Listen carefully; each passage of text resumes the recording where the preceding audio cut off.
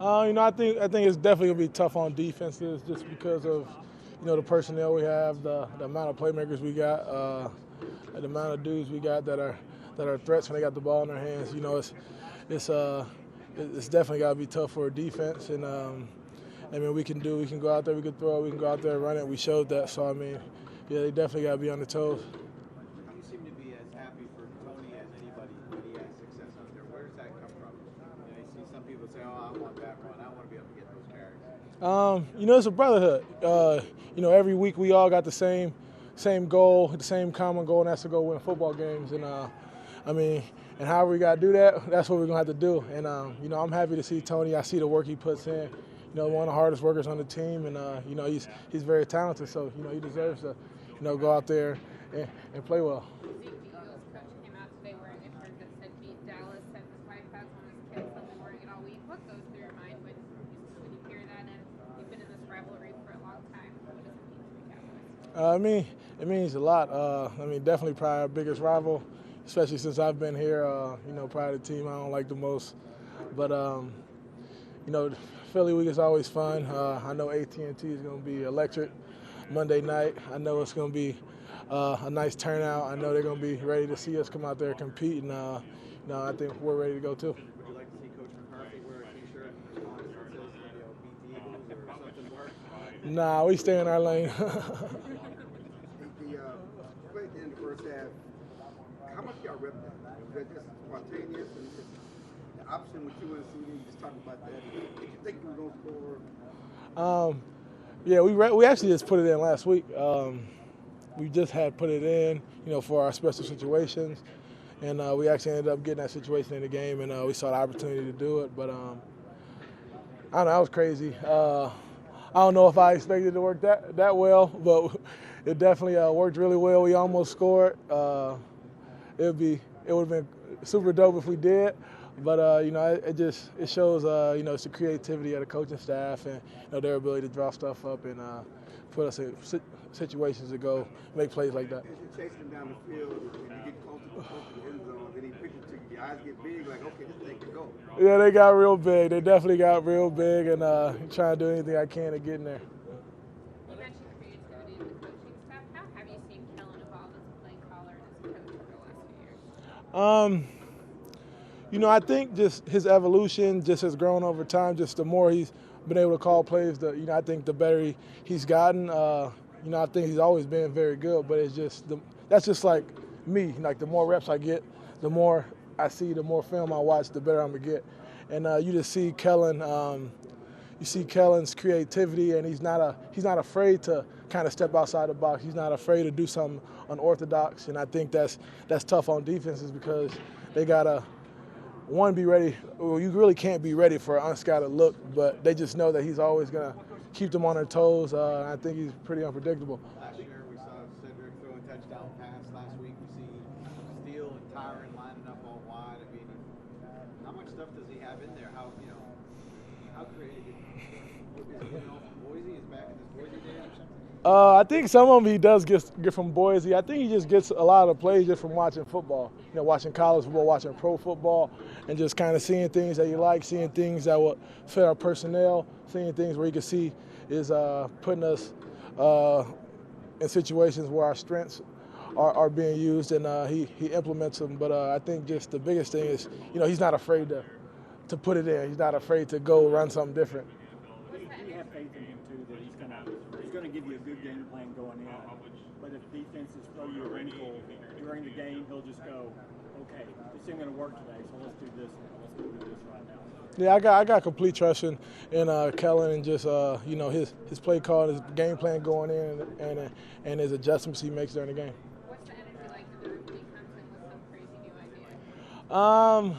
Honestly, it's kind of expected. We probably got more trick plays than you guys will ever see. We probably rep more than you guys will know about. So I mean, it's not something that it just happens, out of ordinary. We probably got like one or two trick, unorthodox plays going into the game every week. Zeke, we saw this on Hard Knocks a few weeks ago, but your involvement with the community behind the scenes is not impressive at all. But the guys over at 4 Oaks, let's say, come by a few times during the summer, getting out here. curious where that comes from, like the want and the feeling to give back like that. You know, honestly, Fort Cliff reminds me a lot of the Boys and Girls Club I grew up going to back at home. You know, like a private black-owned community center ran by people from the community. So I mean, you at Fort Cliff, you got a lot of people from that area that are committed to improving what's going on in Oak Cliff and you know, making their community better. You know, I think that's special. You know, I would love to be a part of something like that. So you know, I love going down there, you know, hanging out, having a good time, and you know, kind of doing my part. What have been some of the highlights of those visits with the folks? I think honestly, just going down there and being able to hang out with the kids, just going down there, shooting a little basketball, playing a little ping pong, just going out there and you know, having them see me, let them see me, let them know. I think it just kind of gives faith, it gives hope, you know, that one day, you know, you can make it too. When did you start doing this? When did you start going to Fort? When did you start making that connection? So I met the people at Fort Cliff I want to say either probably early last off season. They did a little yeah, I met them at Center. They had a pop-up shop at Center where they were you know, selling some merch. So I met them there, and they were telling me a little bit about the organization, and I was just like, man, this really reminds me of back home, and I definitely want to see what they got going on down there. And they were telling me how they just bought their new building, so they bought like a new 10-acre property that used to be an old YMCA, and then, you know, they got like a football field, they got a baseball field, they got a pool. But I mean, it's just when I first learned about them, and the more I started to learn about them and their program, it showed me, you know, how special they are and what their mission is, and it's something that definitely I want to be a part of. When you were growing up at your Boys and Girls Club, pro athletes come by, did that impact you, or who were the people that impacted you from your time? Yeah, I mean, you got the Marshall Falk camps, you got the Lawrence Maroney camps. So you know, we had a couple guys from St. Louis, and so I mean, yeah, it was definitely like some of my most fun times is, you know, going to Lawrence Maroney camp or going to our Marshall Falk camp, and you know, going there with my best friends growing up. So I mean, just trying to make their experience as good as mine was. But you're taking it to another level, because it's one thing to go to camp, it's another thing to go hang out at the community center, and you know, going to a football camp is different than hanging out at a community center, playing ping pong, doing other things that necessarily outside of football, basketball, kind of relating them to them on a different level. I mean, I think it just attests to what they got going on there. You know, I enjoy going out there. It's not like I gotta go. You know what I mean? I want to go to Fort Cliff. I want to go hang out with those kids. I want to go help them improve or help push what they are trying to do for their community. Zeke, in Philadelphia, they call it Dallas. Are the Eagles, in your mind, a rivalry game? Is it just another game for you? I think it's definitely a rivalry.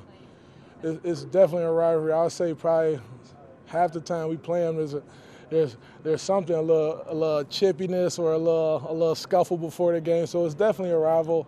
We see each other 2 times a week. You know, a lot of times in recent, you know, it's been it comes down to one of those last games, those last division games, and I think a lot of times it's been us versus them. And so, I mean, we're definitely ready. Not gonna put too much overemphasis on it, just because it's a long season. We gotta see them again, but we definitely need to go win this game. You know, that will make us a step closer to winning the division. First home game for Dak since the injury. How special will it be to have him back out there in that setting? I think it's going to be exciting. You know, first home game with him back in the home stadium. First home game with all the fans there. I think everyone's excited. I think everyone's, you know, ready, hyped up for Monday, and I'm ready to get in that atmosphere. Do you think he's looking forward to it? You guys know Dak. Every time you ask me a question like this, I tell you every time he gets a chance to step on the field, you know, he feels blessed, and he feels blessed just that he can go out there and compete, and I know he's going to be ready. Bigger stage for you, Monday night or Sunday? Every time we play is a big stage. I think Cowboys is a big stage. Zeke, what about TJ? Is there a way that you two make each other better, both on and off? I mean, I think it's just I think we got a good brotherhood. I think we feed off each other. We keep each other fresh. I mean, I think this all together, we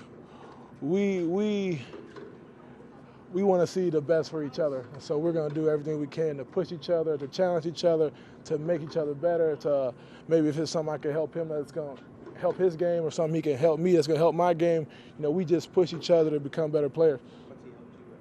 I mean, just like little stuff. I mean, if I think I miss someone on a run or I think I see something, or even if I miss something, he's gonna let me know, like, hey, or if I bounce a read I was supposed to maybe cut back, he's gonna let me know. So just kind of like holding each other to a standard, and just making sure that, you know, we play that way. How good of a combo can you all be when you look at different running back tandems in the league?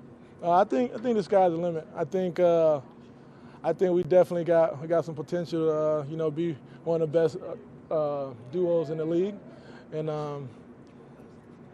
yeah. You like the way you complement each other as well. I mean, you both have a little bit different skill sets and how you run the ball. And does that always help a tandem and makes it harder on the defense? I think it does help. I think it helps a lot, just because we have different run styles. So we're gonna run different runs differently, and the defense is gonna have to fit those runs differently. So, you know, if they get used to, you know, me pounding them for 10 plays, and then TP comes in there, they're used to fitting the runs that way. But TP's a faster, more shifty back, so he might fit a run a little bit different. So, I mean, it keeps the defense guessing. It switches it up. It's a change of pace, and I mean, as you guys saw, it works well. How do you react to people that try to relate the size of your contract with the amount of carries you're getting? Do you hear that stuff? Does it annoy you at all? You hear it, but what really matters is what's going on in this building. So, I mean, they're not the ones signing the checks. They're not the ones sitting the wires. So, I mean, I don't think it matters.